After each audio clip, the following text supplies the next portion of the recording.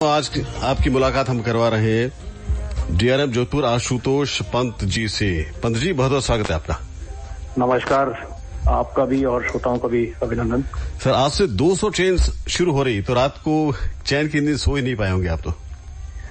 हाँ, ये करीब 2 महीने का 3 महीने का लॉकडाउन जो रहा है जी, उसके बाद जो है अब हम पैसेंजर ट्रेन धीरे धीरे शुरू कर रहे हैं जी। लॉकडाउन के टाइम पे तो खाली गुड्स चली थी या पार्सल चली थी, उसके बाद श्रमिक स्पेशल राज्यों की मांग पे चली थी जी। और अब जो है हम रेगुलर ट्रेन शुरू कर रहे हैं जी, तो थोड़ा तो केयर करनी पड़ती है। बिल्कुल, ये तो है। और ये तभी रेलवे सबसे मुस्तैद होकर काम करने वाले विभागों में से एक है। हाँ, धन्यवाद। वैसे श्रोताओं के लिए मैं बताना चाहूंगा कि हमारे वहाँ से 4 ट्रेनें जोधपुर मंडल में संचालित की जाएंगी जी। इसमें एक तो गाड़ी जयपुर से ऑलरेडी चल रही है जिसको हाईकोर्ट एक्सप्रेस भी कहा जाता है जी, वो 10:55 पे यहाँ आ जाएगी और फिर 4 बजे वापस जाएगी जयपुर की। उसके अलावा सूर्यनगरी और जो बांद्रा जाती है जोधपुर से जी, और हावड़ा जो आज नहीं क्योंकि वहां से चलेगी 3 तारीख से चलेगी जी, और संपर्क क्रांति जो दिल्ली जाएगी जी। ये 4 ट्रेनें जो हैं अभी फिलहाल हम संचालित कर रहे हैं जी। बांद्रा की बात पूछना चाहेंगे, कंफर्म आज कितने बजे आएगी सर बांद्रा? देखिए, बांद्रा का समय तो 7 बजे है जो रेगुलर समय है जी, लेकिन अभी इसमें कुछ डाउट है क्योंकि राज्य सरकार से अभी सहमति पूर्ण रूप से मिली नहीं है। अच्छा। लेकिन हम लोग तैयार हैं जी। अपनी तैयारी पूरी है ना? जी, हमारी बिल्कुल तैयारी है, सारी बुकिंग्स भी हो चुकी हैं जी। और जैसे ही संकेत मिलेगा वैसे ही जो है ये गाड़ी समय से चलेगी जी। कितनी बुकिंग हो गई सर बांद्रा की?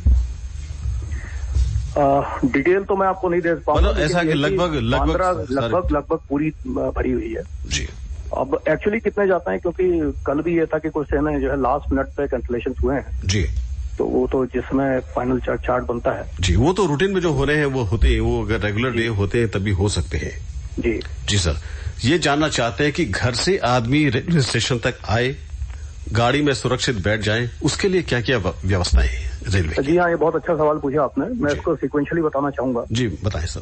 कि जैसे सबसे पहले टिकट लिया जाता है जी, तो उसके 2 तरीके हैं। एक आप ऑनलाइन करते हैं IRCTC की साइट पे जाके जी, और वो प्रेफरेबल भी है क्योंकि उसमें फिर किसी से आपका कॉन्टेक्ट नहीं रहता, अपने आप करा लेते हैं।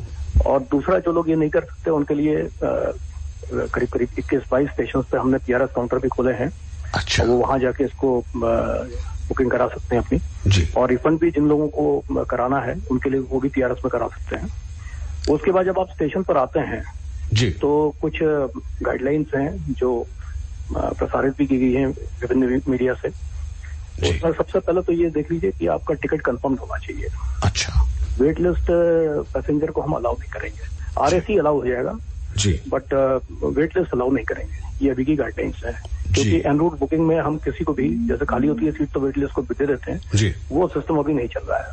अच्छा, यानी कंफर्म टिकट आपके पास हो रिजर्वेशन का कंफर्म, और RAC को भी हम कंफर्म भी मारेंगे, RAC भी आ सकता है जी। दूसरी बात यह है कि मास्क पहन के आए, सैनिटाइज करके आए अपने आप को जी, और यहाँ आए तो सबसे पहले आपकी थर्मल स्कैनिंग होगी जो हमारे रेलवे के कर्मचारी आपको जो है एंट्रेंस पे ही करेंगे जी। और यदि आप पे कुछ लक्षण पाए जाते हैं, टेम्परेचर ज्यादा होता है या कुछ ऑब्वियस सी चीजें दिखाई देती हैं जी, तो चाहे कंफर्म टिकट भी क्यों ना हो जी, हम उसको जो है अगर हमें लगता है कि ये इसमें कुछ संक्रमण है जी, तो उनको हम अलाउ नहीं करेंगे क्योंकि इसमें बाकी भी यात्रियों की सुरक्षा का सवाल है जी। पंत साहब, अगर यहाँ से कोई थर्मल टेस्ट पे पास नहीं होता है और उसकी टिकट कंफर्म है तो उसके पैसे? उनका फुल रिफंड मिलेगा जी, उनको फुल रिफंड मिलेगा जी जी। और उसके बाद आपकी स्कैनिंग के बाद जो है आप जब जाते हैं तो आपको एक प्रेफरेबल कहा गया है, मैं तो चाहूंगा सभी के पास रहे, आरोग्य सेतु जो ऐप है जी, वो दिखाना भी है और अगर अपलोड करके आए तो अच्छा रहेगा सबके लिए। अन्यथा डिक्लेरेशन देना पड़ेगा, एक डिक्लेरेशन फॉर्म आपको दिया जाएगा जी। नॉर्मली स्टेट इंटर स्टेट जब हो रहा है तो उसके लिए तो जरूरी है, ये अगर राजस्थान के अंदर ही कोई गाड़ी चलती है तो उसके लिए उतना आवश्यक नहीं है, बट वो बाहर जाने वालों के लिए तो डिक्लेरेशन फॉर्म भरना जरूरी है।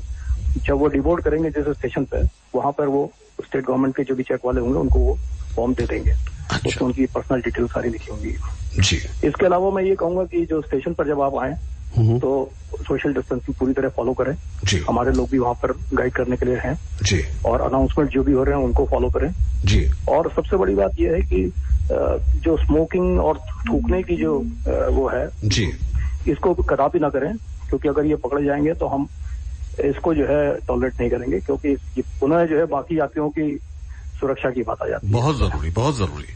तो इसको जो है थोड़ा सा, ये हालांकि इतना ज्यादा सर्कुलेट नहीं किया गया है, लेकिन ये बात बिल्कुल सही है कि अगर संक्रमण फैलाने की जो कोई भी चेष्टा होगी तो वो थोड़ा सा अभी तो बहुत स्ट्रिक्टली लिया जाएगा उसको जी।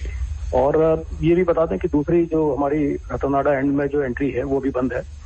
ये सारी एंट्री हमारी 1 नंबर इधर की साइड से ही सारी एंट्रीज होंगी और यहीं से सारी एग्जिट होंगी जी।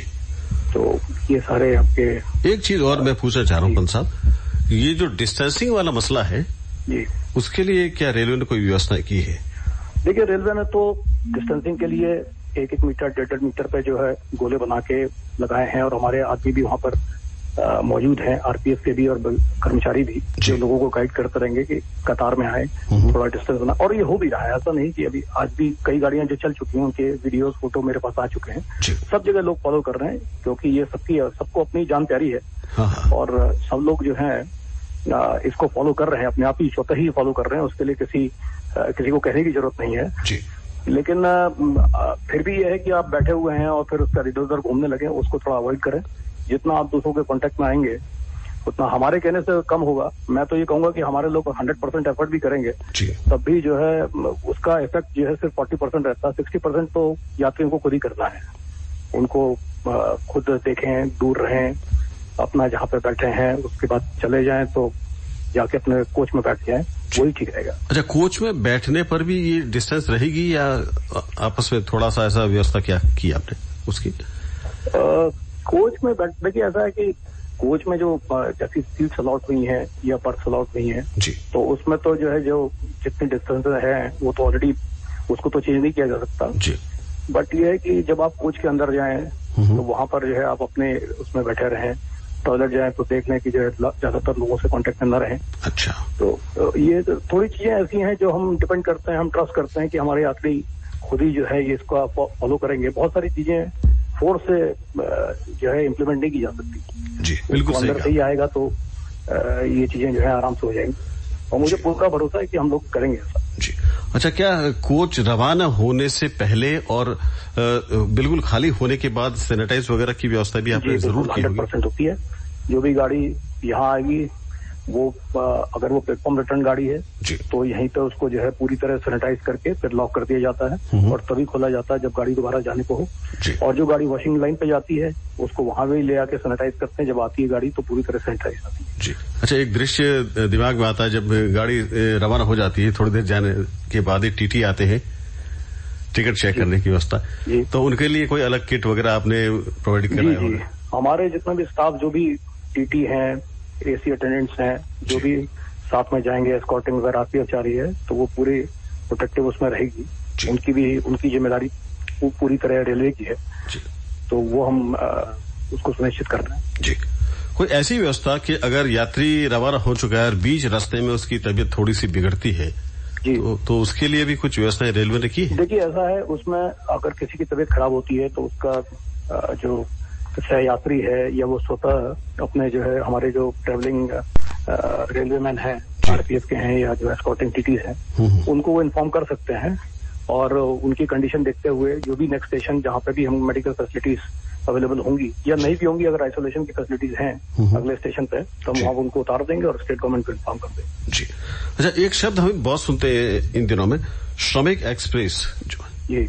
इस ट्रेन की थोड़ी सी जानकारी हम चाहते हैं, अपने यहाँ से है या नहीं है, लेकिन उत्सुकता जरूर है कि कैसे होती होगी और बिना किराए लिए भी उनको अपने गंतव्य तक पहुंचाते हैं रेलवे जी। श्रमिक स्पेशल ट्रेन जो है वो आपको पता होगा करीब 1-1.5 महीने पहले ये जब लॉकडाउन अपने उसमें पीक पे था जी, उसमें सारी चीजें बंद थी तो काफी हमारे श्रमिक भाई बहन अपने होम स्टेट या अपने जो भी गाँव यहाँ को बिलोंग करते हैं वहां जाने के इच्छुक थे। इमोशनल इशू था जी, सब जाना चाहते थे तो उस समय रेलवे ने जो है राज्य सरकारों की मांग पर बहुत सारी ट्रेनें चलाई जो सिर्फ श्रमिक भाई बहनों को ले जाने के लिए बनी थी जी। और विभिन्न जो है शहरों से, जैसे मुख्यतः जो है हमारे जो महाराष्ट्र, कर्नाटका, जो यहाँ पे लोग जाते हैं, प्रवासी जाते हैं, नौकरी करते हैं, वहां से जो है अपने पेरेंटल जो स्टेट्स हैं वहां के लिए हमने बहुत सारी श्रमिक स्पेशल चलाई जी। और इसमें जो 85% जो है सब्सिडाइज था, 15% ही फेयर लिया गया और वो फेयर का जो है वो राज्य सरकारों ने उसका भुगतान किया है जी। और इसमें ये जो खाने पीने से संबंधित कई बार कुछ शंकाएं रहती हैं, तो उसका सीधा सीधा ये है कि जब स्टार्टिंग होती है तो वहाँ पर पहला जो मील है वो स्टेट गवर्नमेंट प्रोवाइड करता था जी। और उसके बाद रास्ते में जो है चाहे जैसी जैसी जरूरत होती है जी, तो वो मील जो है वो रेलवे ने IRCTC के थ्रू या अपने संसाधनों के थ्रू खुद प्रोवाइड किए हैं जी। अब वो काफी लोग जा चुके हैं, लेकिन अभी भी करीब 400-450 ट्रेनों का जो है स्कोप अभी है, जैसा हमें बताया गया है जी जी। और राज्य सरकार जैसे जैसे मांग करते रहेंगे, अभी ये बंद नहीं होगी, ये भी चलती रहेंगी जी। श्रोताओं को ये बता दें कि पंत साहब ने बहुत जरूरी समय में से हमारे लिए समय निकाला।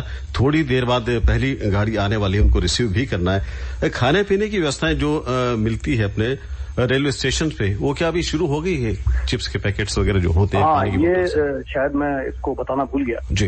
ये खाने पीने की जो स्टॉल्स हैं जी, वो कई स्टेशनों पे हमने ओपन करने के निर्देश दे दिए हैं जी, लेकिन वो जनरली पानी जो है आपका पैकेज वाटर और आपके जो पैकेज फूड्स हैं वही अभी सप्लाई होंगे।